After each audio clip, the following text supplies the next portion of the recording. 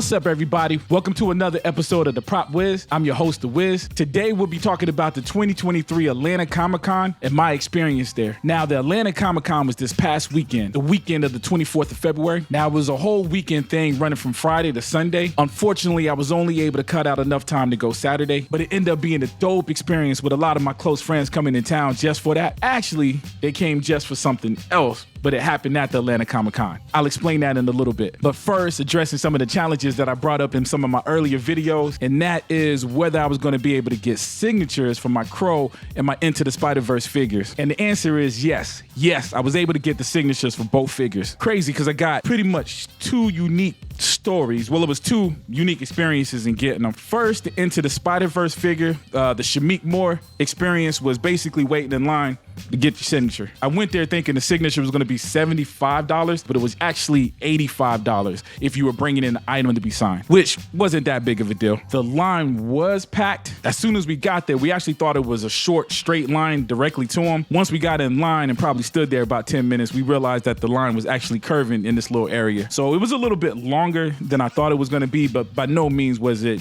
anything terrible. I've gotten signatures before where I've had to wait in line for 2 hours almost. This case, we might have been in line maybe 40 minutes. Me and the love of my life, Carolina, was there with me, so that made the experience of waiting in line not so bad, despite the fact that I was carrying what felt like a bag of bricks on my back in the form of a nuclear accelerator. Anyways, once we got to the front of the line, man, Shameik Moore was real cool. Definitely quiet, but very, very friendly, man. He signed the base of the figure, man. We chopped it up a little bit, or I guess I chopped it up. It's a well-known fact in my circle that I act real funny around celebrities. So I got talky. I had moments where I got quiet. I think the only words that I was able to get out was the Wu-Tang show, dope. I ain't even say it's. I said Wu-Tang show, dope, and smiled. And Carolina filled in the blanks for me, telling them that, hey, I'm a big fan and everything. But awesome, we got the signature. So that was that experience. And then we had James O'Barr, which was cool. So James O'Barr was in a different location called the Comic Alley, I think. And basically, this is just a line of tables where you have all these creatives, these artists, writers, basically all these creatives that have worked on novels and comic books and whatnot. So we walk up, there was already a couple standing in front of us while James O'Barr was drawing. So we just assumed that he was drawing this picture of the Crow for this couple. After standing there for about 30 seconds to probably a minute, Carolina finally asked the couple, were they in line? And they were like, well, yeah, we bought a poster, but we don't know what he's drawing. That drawing is not for us. Well, when he finished the drawing, he ended up grabbing a poster. He signed the poster, and he gave the couple both the poster and the drawing. So, of course, they were ecstatic. So even just standing behind him is like, man, this guy is very, very generous. They didn't have to pay for that photo. They didn't ask for the photo. He just did that for them. Real cool. So when I step up, again, I'm starstruck. So I mumbled a few things about being, a fan of his art since I was a kid. I kind of told him the stories about how you had the Crow advertisement for the comic book in the back of other comic books. At that time, I had never owned a Crow comic book, but I remember just seeing that art, probably because it was painted. And I didn't understand why or what kind of medium it was, whether it was painted, drawn, or what. But I just remember just seeing how vibrant the art was, even though it was dealing with dark colors, man, it just looked magical. So I did kind of break that down, but in real simple forms. I just think I said, as a kid, I liked your art a lot. That's the best I can get out of my awkwardness. But I handed them the base. He signed it. I could see that he had a price list. He had things on there like toys and Funko Pops and stuff like that had prices that were fairly affordable. I think they were like $30 or $40. So I just asked him, yeah, how much do I owe you, 30 or 40? He looked at me and said, like real cool, real gentle, like, man, I'm not gonna charge you for that. Like, wow, dude. Dope. So I did end up buying a poster and signing that. And again, he hit me with the, just had to just be $20. That's it. Real cool artist, man. You could tell the artist. They always say artists don't like to charge, man, or maybe it was just the humbleness, man. But his delivery was just real welcoming, even though he was quiet, very quiet. You can tell that he probably the kind of person to keep to himself. With that being said, it was even more so generous that he was sitting there and signing autographs for his fans and drawing drawings and and just taking the moment to chat. In fact, my boy Industry that I've come up with that does music as well, man, he ended up getting a picture with him too. Oh, and of course, this is the picture that I bought with his signature here at the bottom. So real cool. I think if I could go back, I would have asked him what he thought about the Crow movie. I think I might have seen some interviews back in the day. You never know what an artist feel about a piece of work. With that being said, he had a couple of prints of his drawings that is obviously Brandon Lee in the photo. So I'm guessing that he did like the movie. Now, as for the Comic-Con itself, the Atlanta Comic-Con, again, I had a group of my close friends there. Being there with Carolina was awesome. She and I both were dressed up as Ghostbusters, which was super dope. I guess I do have a few critiques, probably with the logistical aspects of the Atlanta Comic-Con, especially being that we've been to these Comic-Cons before, and the parking was a big issue.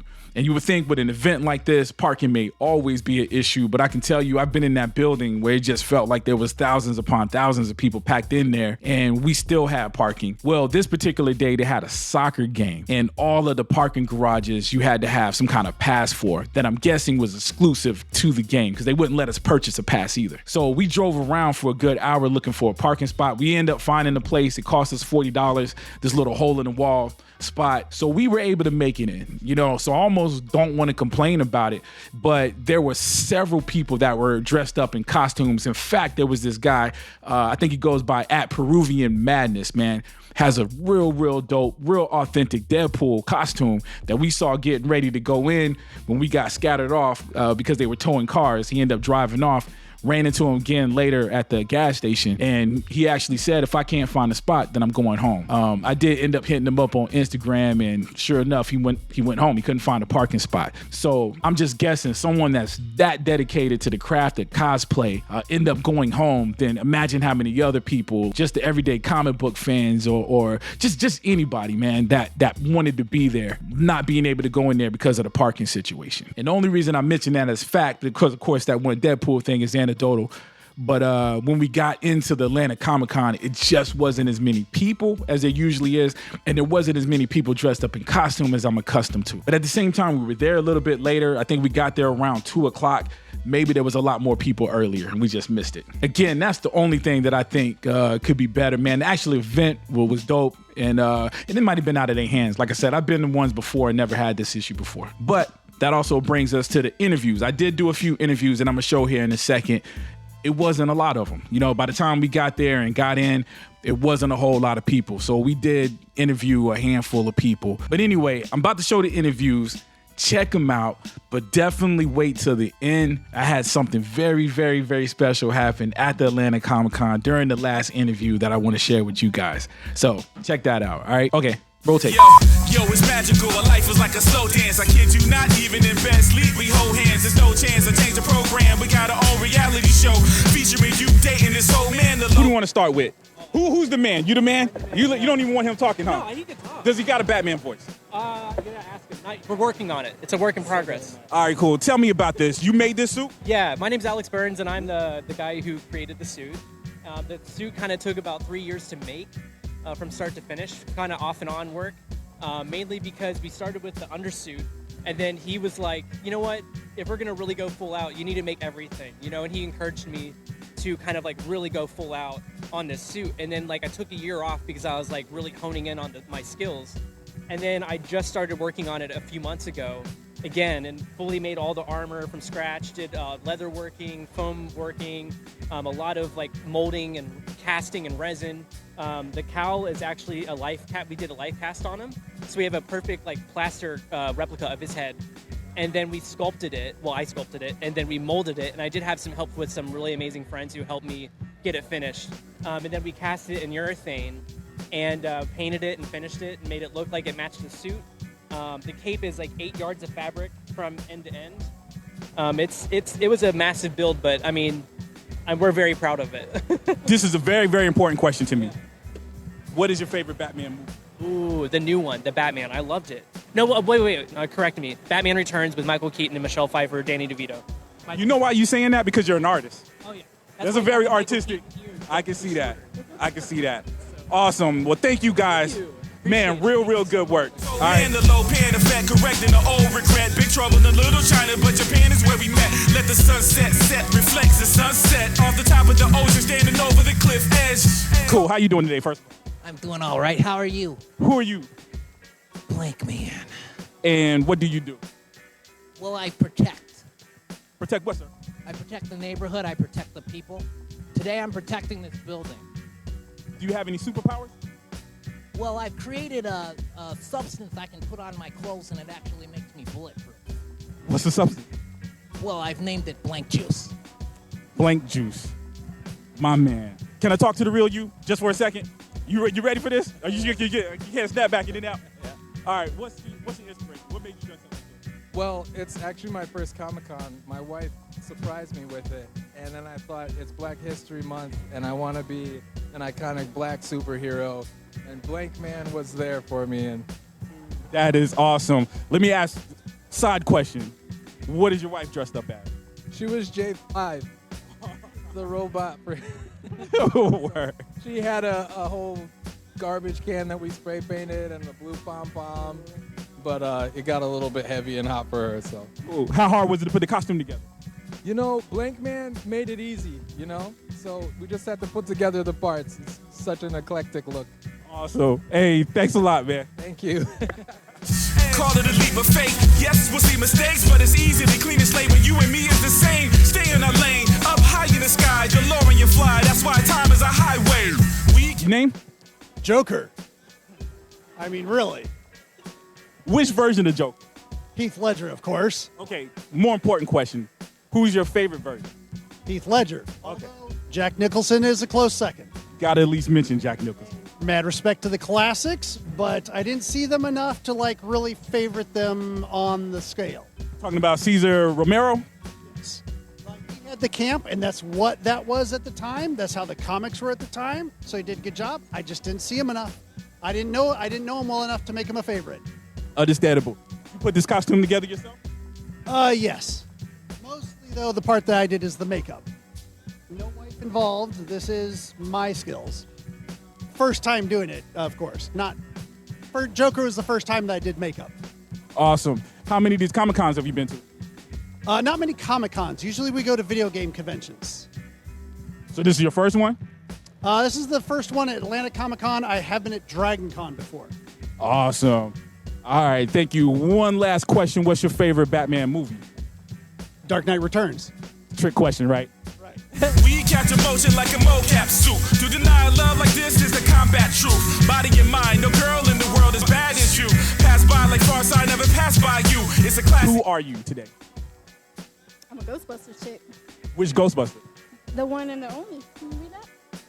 I'm the Walker Ghostbuster. The new one. Who's your favorite Ghostbuster? I'd have to say they're all dope though. That's a hard question. You put me on the spot when you like them all. I'm going to ask again. Who is your favorite Ghostbuster? Winston. Winston? Yeah. Is that the right answer? That's the right answer? Y'all acting like a Ghostbuster ain't standing right here. So I ask again. I'm going to ask you again. Who is your favorite Ghostbuster? Walker. Prop Whiz. The Prop Whiz. With that being said, would you marry the Prop Whiz? Yes, of course, he's dope. Let me ask it again.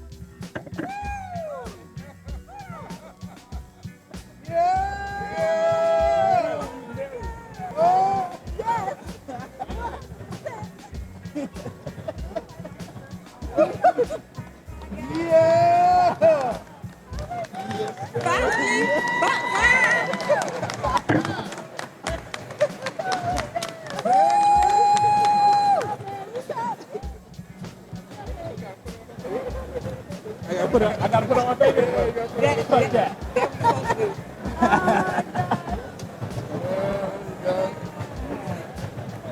it right on top of that baby.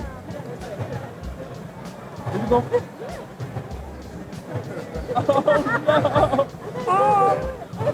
Put a little spit on it. Yeah, put a little spit on it.